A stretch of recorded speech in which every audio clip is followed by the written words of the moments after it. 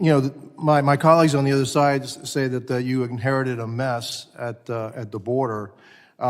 In fiscal year 2019, or actually, yeah, in March of 2019, then President Trump issued the MPP, basically the Remain in Mexico policy.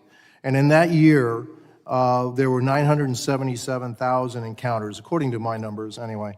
And you could see that after he issued that executive order, that it took a while for it to take effect, but then it started to take effect, and we have fewer and fewer encounters at the border, where in fiscal 19, you had 977,000 encounters. In fiscal year 20, you had about 458,000. That's a 50% drop in the number of encounters. And then we get to the Biden administration and your time. Right after the Biden administration rescinded a lot of these orders and issued their new executive orders, we went from encounters in January of 78,000 and jumped to 101,000, 173,000, 178, 180, 189, 213, 209, 192, where we had 1.7 million encounters at the border. That's like a fourfold increase over what we had the previous year. Then the year after, it got even worse.